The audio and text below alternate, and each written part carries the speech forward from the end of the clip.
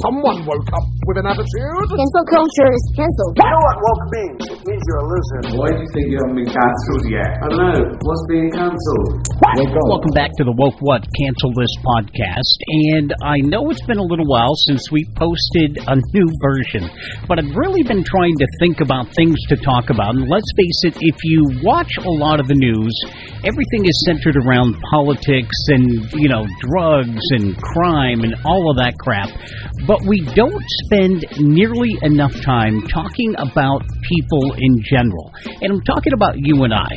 Let's face it, a lot of times we go through changes in our lives that we sit back, we reflect on the past, and we wonder how the hell we got where we are right now.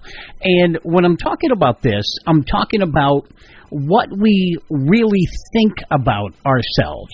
Do we look at ourselves in a negative light? Do we consider ourselves positive beings? I mean, what effect are we having on the earth right now? What effect are we having on family? Is there anything that we could be doing to better ourselves? Or are we just living with the fact that we're not happy in the situation that we're in right now? So what I'm going to do on this podcast is I'm basically going to set aside politics. I'm going to set aside the crime and all the other stuff that you can see on any one of the main news media outlets right now. And we're going to focus on finding you, finding yourself. I'm going to share some facts of what it was like when I was growing up, what I went through, trying to find out who I was, trying to basically push the limits, fighting suicide, fighting who I was, trying to deal with medical issues, finding out who I am today, and when I finally understood exactly who I was, what my purpose in this world was meant to be. And we all go through it. We'll sit there and look, and if we're not the perfect person that society says that we should be, we'll sit there and doubt ourselves. We'll cry. We'll ponder our existence and what our purpose on this world is. And eventually some people may even go far enough to take their own life. And it's sad.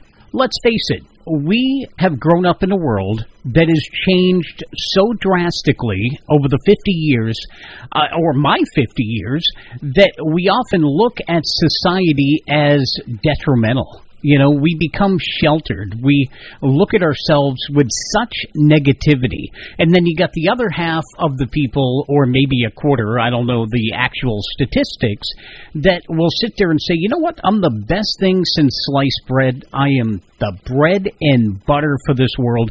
And those are the people that you just want to grab a hold of and slap silly and say, what the hell's the matter with you, all right? So let me start off the podcast by taking you through a little bit about my life, and then we'll see where you go from there, all right? So I was born in 1971. My father was a Vietnam vet. He got sprayed with Agent Orange, which is a really bad chemical created by Dow Chemical, go figure. And basically its purpose was to get rid of, the foliage in Vietnam while the guys were fighting. And, of course, the U.S. government really didn't care about the soldiers and the people that were down below. They just dropped the stuff from planes, and they started cooking stuff down. And that's basically their idea of getting rid of the foliage so you couldn't see the soldiers on the ground. Well, what they didn't realize, and maybe they did, I don't know, but it was a really bad, toxic chemical that caused lasting effects on the Vietnam vets. And, of course, our government really doesn't care about them, so they help a little bit, but if they were to actually look at how it affected the offspring of Vietnam veterans, it would be devastating. I mean, we would basically break the bank of the government because they would have to pay us all this money. And God knows my family has fought for that because, yes, even though I wasn't in Vietnam, I lived with a lot of, deformities. All right, we'll just put it out there right there. So I grew up knowing at 11 years old that I would never be able to father kids. I've developed spinal problems. I've dealt with a lot of this. It's really hard for me to move right now. I have osteoarthritis, degenerative disc disease, ankylosing spondylitis, and that's just to name a few. At age 51, almost 52 now, I've gone through 5 spine surgeries. I'd have both hips replaced, and I have seen a lot of struggles, but you know what? They're not as bad as what some other people have gone through. When I was growing up and I was in school, I hated the way I looked because I was always told that I was ugly. I would never amount to anything. My father was an alcoholic. There were times that he was kind of abusive. You know, he only laid his hands on me a couple of times, but there was one time in particular where he looked at me and said, you know what? I don't consider you my son. I never considered you my son. And it was so devastating to me because on top of everything I was going through at school, I had a father who was a hunter. He was a fisherman.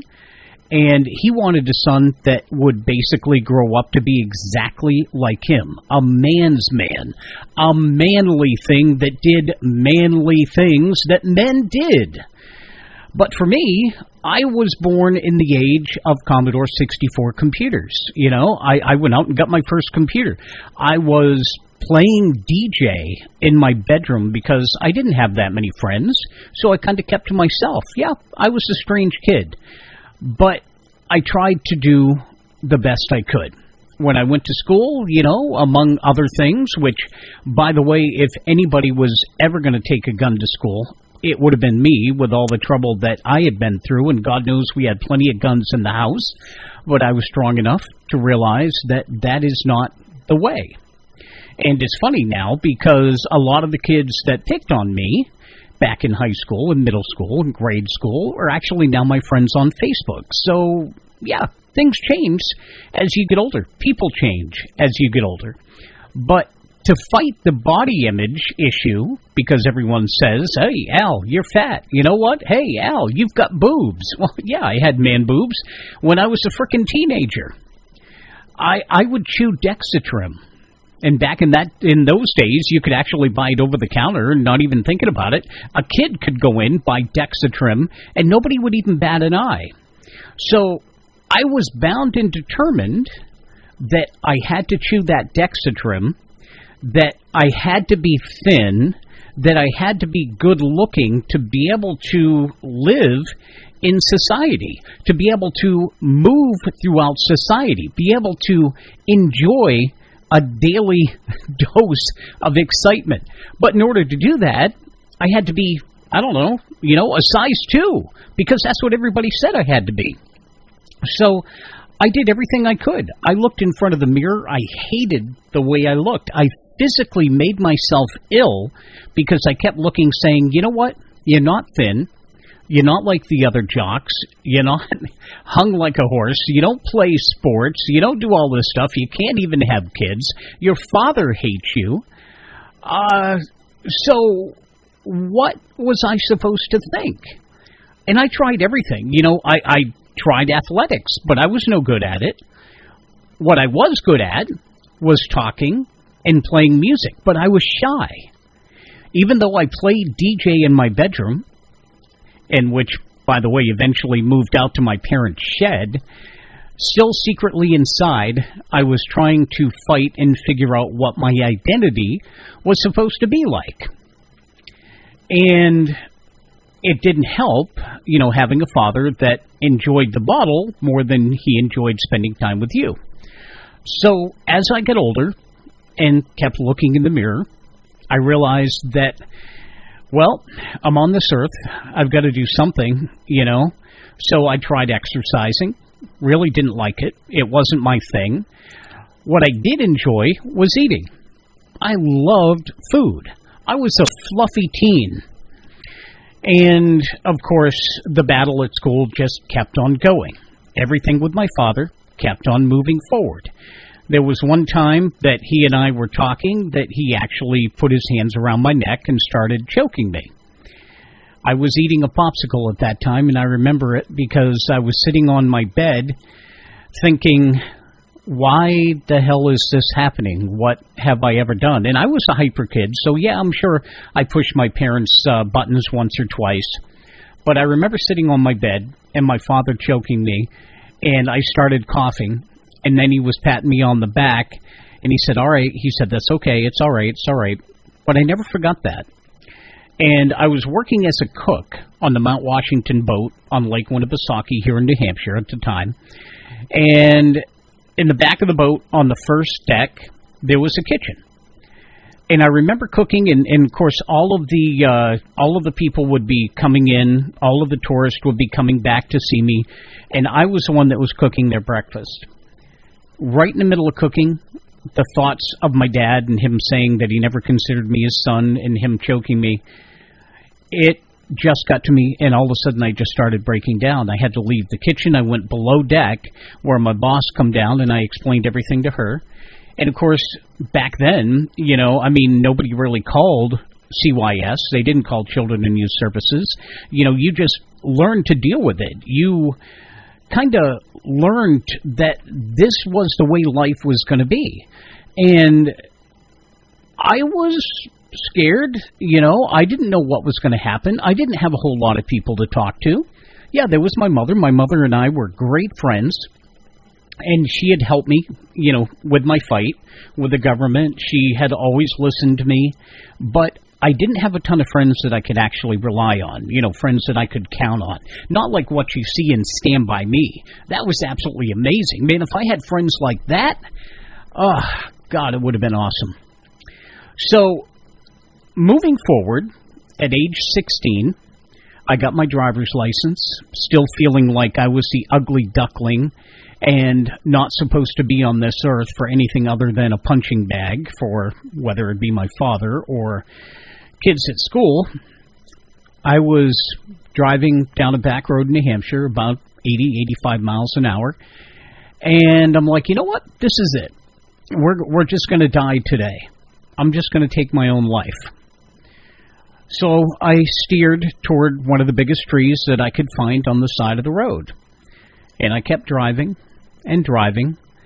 I got 100 feet from that tree, and something grabbed a hold of the wheel, and it pulled me back onto the road. I stopped the car, shut it off, and in the seat, I just started crying. I have no idea what pulled me pulled me back onto the road. Guardian angel? I don't know. Everybody that I knew in my family was still alive then. So could it have been God? Was there another force at work that said, you know what? You may think today is your time to die, but we don't think so. You have a purpose on this earth, which I never really found until later in my life. So my wife and I were watching The Mirror Has Two Faces the other day. It's, got Barbara Streisand and Jeff Bridges and Pierce Brosnan. A really good movie. And I kept watching it, and of course, Barbara's sitting there fighting with the way that she looks and trying to find a guy, and you got Jeff Bridges basically saying, you know what, I don't want anything sexual. I just want somebody to love me as a friend, somebody to enjoy my company. I don't want anything based on sex. And so, you know what, they get married. They decide, hey, great. And then it comes out that Barbara does want to be a little bit more loved. She wants that sexual urge. She wants somebody to love her and think she's the most beautiful woman out there, somebody to look for them. And, of course, Jeff Bridges' character, says, hey, wait a minute, I wanted somebody I'm not sexually attracted to that, doesn't really get my juices flowing, that sort of thing. So the whole marriage falls apart. And eventually Barbara does find out who she is. She realizes that, you know what? Maybe if I make a change in my appearance, people are going to like me more. And she did get noticed. I mean, come on. She looked hot in that movie. But the thing is come to find out, you don't have to be this hot-looking chick or guy to find the perfect person to fall in love with you. Because you know what? It doesn't matter what you look like. it doesn't matter how you act. When you find the person that loves you for who you are, what you look like, and how you act, that is going to be the moment in life when everything starts to come together for you. So that kind of gave me an idea for this podcast, because I'm sitting there thinking, you know what? I fought through so many demons. I've looked at so many different things in my life, both physical, medical, spiritual, and relationships, that I can sit there and put it all together and say, you know what, maybe I can change somebody else's life. Maybe there's other people out there that have gone through a lot of the things that I have. Because let's face it, we all have scars. We all fight our battles in life. And it's not fun to do. It's not. And I truly believe that there is a heaven and hell. And hell is life. Hell is where we're at right now. We suffer every single day. Everybody suffers at something, whether you're fighting your body image, or going to work, or you have kids that are driving you bat crazy. But you know what? We have to find out our purpose in life.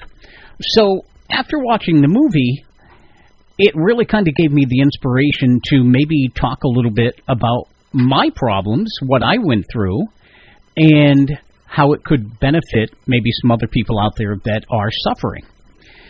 And, I mean, God, I've gone through so many surgeries, because when I was bullied for having man boobs as a teenager, I looked at my parents and my mother, and I said, you know what? I want to go in for surgery. I want to be done. Maybe the bullying will stop if I have my boobs cut off. So the doctor said, you know what? In order for this to look good, you've got to lose a lot of weight. Yeah, but that's not me. I don't want to lose tons of weight just to have boobs cut off. So my mother forked over the money. She was a waitress. My dad was a carpenter. And I went under the knife to have all the fat removed from my breast so that hopefully the bullying would stop. So I got to school, step off the bus after recovery, and the first words out of the kid's mouth at school, hey, look, Al got his boobs cut off. And I felt really small. So my next surgery after that was evidently I grew too fast and my growth plate in my hip cracked. If I would have been out playing sports, I would have ended up being in a wheelchair for the rest of my life. So at the age of 13, I had to go to Dartmouth here in New Hampshire and have 6 diamond-studded pins put into my hip to hold my leg bone into my hip so it didn't fall out. So, again, went through recovery, got off the bus, went to school, and everybody laughed because I was on crutches and I had to go through surgery. So, again, I felt very, very small. So, moving on, after all of this and going through the surgeries, fighting for all of the issues with the whole Agent Orange thing, nothing was coming to mind on anything that I could do to further myself. I just figured, you know what? What the hell is my purpose on this earth? Is it my purpose to be a verbal punching bag? Is it my purpose to be fluffy and have people pick on me all the time? And I was so shy, you know. I didn't want to talk to new people. I really didn't, because I was fearful of what was going to happen, what I was going to go through. Is it going to be miserable? Was I just meant for this? Is this what I was supposed to be like? So when I was 16, and after the whole going headfirst into a tree thing, I decided to follow a local radio station to a remote broadcast. And, of course, I love music. I love playing DJ. So I thought it was really cool to go to Mix 94.1 and WFTN in Franklin, New Hampshire. Their guy, his name was Jeff Henright, and he was a salesperson / DJ at the time. He was doing a local broadcast at a car dealership, and I'm like, all right, I'm going to go. I'm going to check it out. So I rode my bike there. And while there, somebody backed over my bike with a vehicle, and bent my wheel.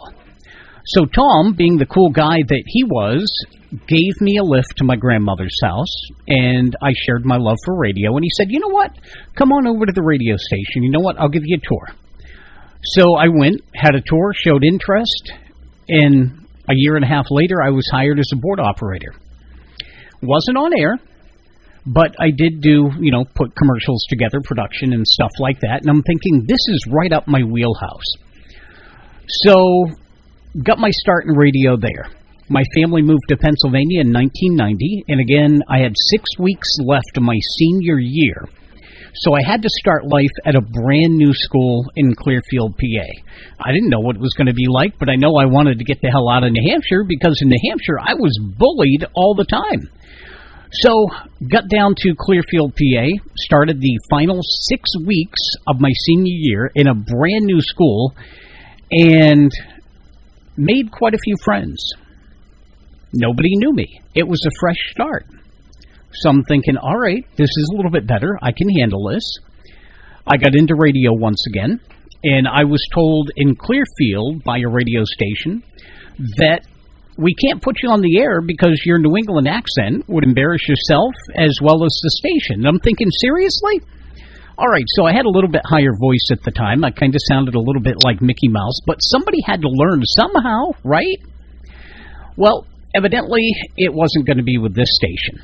So after getting tired of it, I went over the mountain to Du Bois, PA, and I found an AM station, WCED, that was owned by 1021 at the time, and they gave me a chance to do a morning show.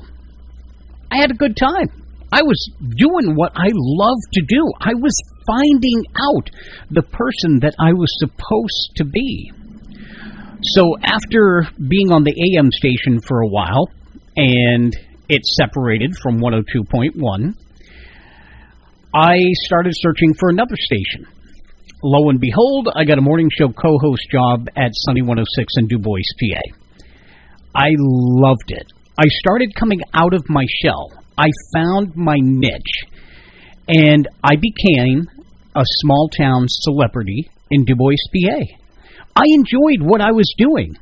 Did the fame of being a small-town radio host go to my head? Maybe just a little bit, but it started pulling me out of the shell. I was starting to realize my purpose on this earth. It wasn't meant for a punching bag. It wasn't meant to be bullied.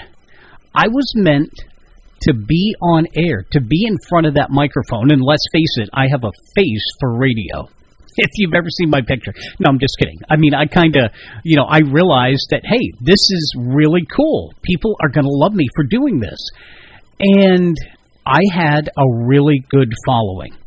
I was happy with it. I found exactly where I was supposed to be. And I met a lot of great people in the process. I met my wife. My wife and I have been together 21 years this year. She loves me for who I am. I found myself. I was no longer the shy boy. And I think a lot of it had to do with radio. It's finding something that you love that pulls you out of the negativity, that shows you you have a purpose on this earth. This was my purpose. This was what I was gonna be. So I did. I did it for 14 years. Then, because of medical issues, I became disabled, so I wasn't able to do it commercially anymore. But I did start an online radio station, and even though I'm disabled, I do it. So it allows me to keep my love of broadcasting alive, which, just in case you guys didn't know, I also run Outhouse Radio. All right, check us out, outhouseradio.com. That is my station. That is what I started. My purpose in life continues, and I found out what I was supposed to do after all of the negativity of eating Dexatrim, of realizing that I'm supposed to be this type of person, that I couldn't have kids. All of the bullying that I went through in elementary, middle, and high school led to this moment. I liked myself. I liked my body.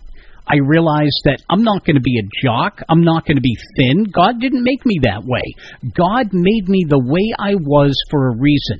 He put me in the storm so that I could weather myself, that I could become stronger, that I could figure out who I was supposed to be. So even after all of the surgeries, after all of the depression, after almost taking my whole life, now I finally realize my purpose on this earth is to make one person smile per day.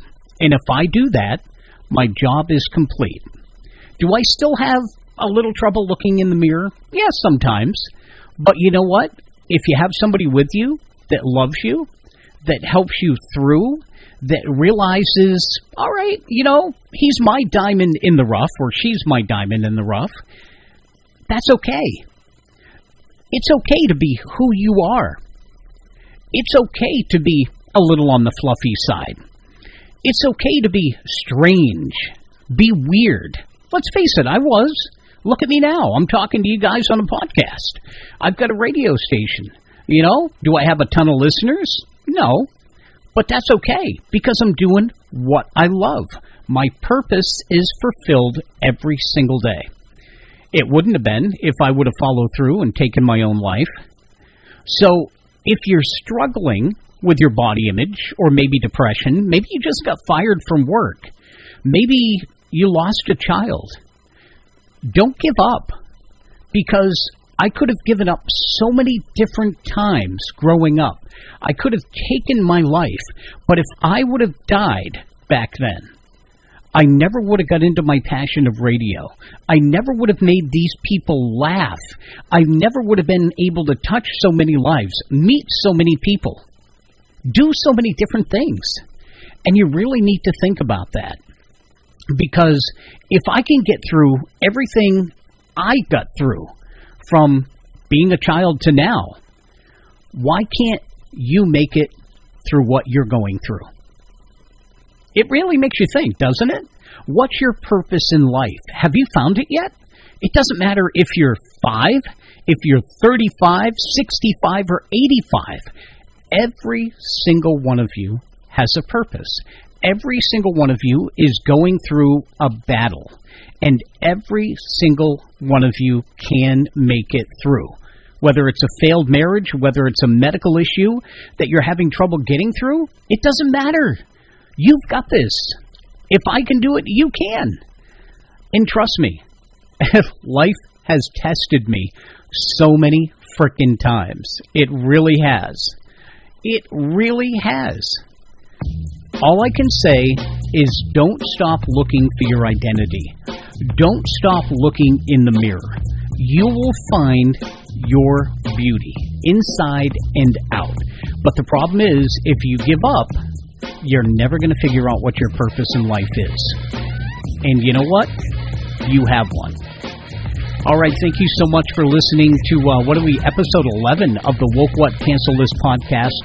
Check us out, Woke What Cancel This on YouTube, also on Facebook, all one word. We'd love to have you as part of our community, and you can get a hold of me directly, WokeWhatCancelThis@yahoo.com.